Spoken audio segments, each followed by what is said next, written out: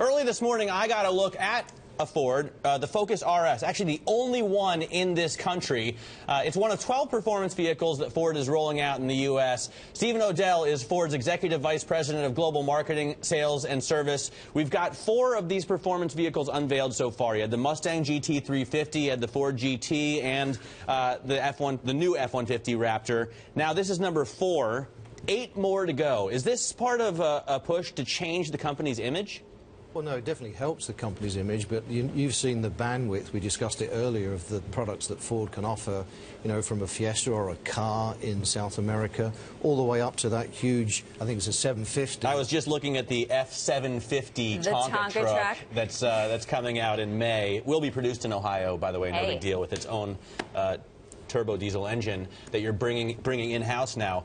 So a huge range, obviously, but you seem to be focused on the sporting aspect or the performance aspect. Why is that? Well, Ford's always had a history of sporting. You know the history as well as I do, that the company really ignited by Henry winning the race way back years ago, and so it's been a part of our DNA anyway. And I know you saw the RS earlier on, and I think you were particularly interested in the drift mode that it's got drift mode, which I don't know how you got that past regulators. It can knocks off the traction control, changes the damping regulation, changes the mechanical torque vectoring.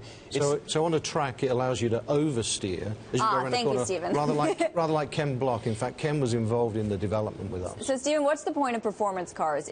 Is this a car for a Ford fanatic like Matt who wants his second or third Ford, or does this actually draw new Ford customers into the market? Both, I think. I mean, clearly it appeals to enthusiasts. The RS you can drive, obviously, on the road. It's one of its modes. But you can take it on the track as well.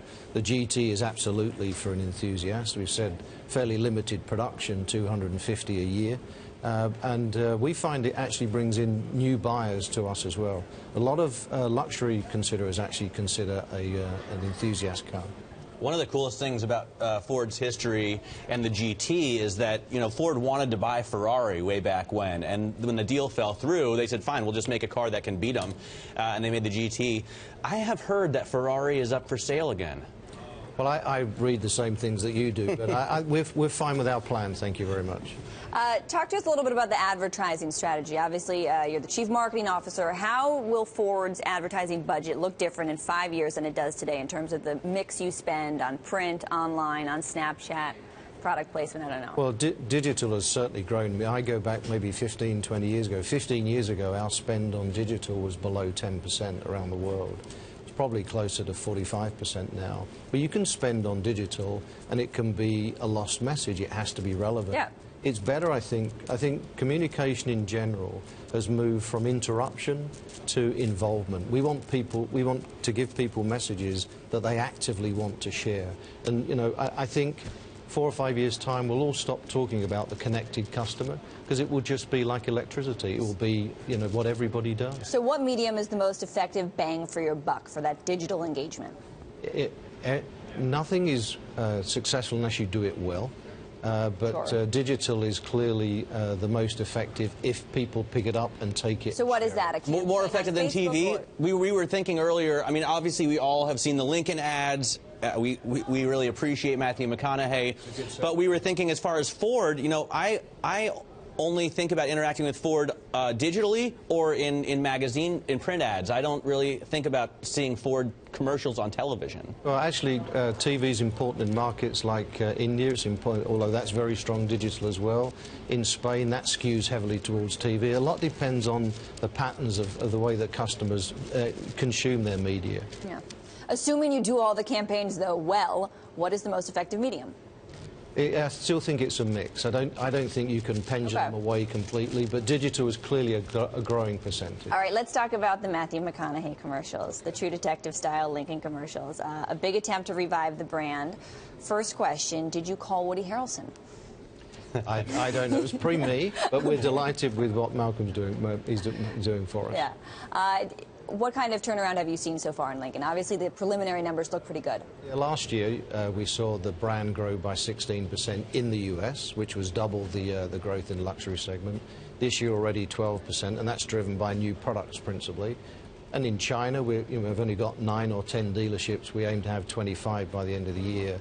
And you know, we've got a very good plan, but a long, sustainable plan, because I don't believe you push luxury.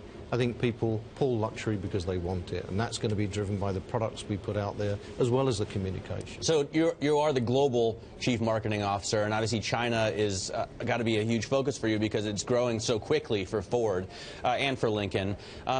How do you want to put forth? You have essentially a blank canvas there. So how do you want to put forth Ford's image in China? Yeah, not quite a blank canvas. We sold 1.1 million units there last year, and Mark Fields, who's there in China, announced our 6th plant yesterday. So you know, it's clearly the biggest market. 25 million units last year, with a growth rate of 7%. You know, erring towards 30%.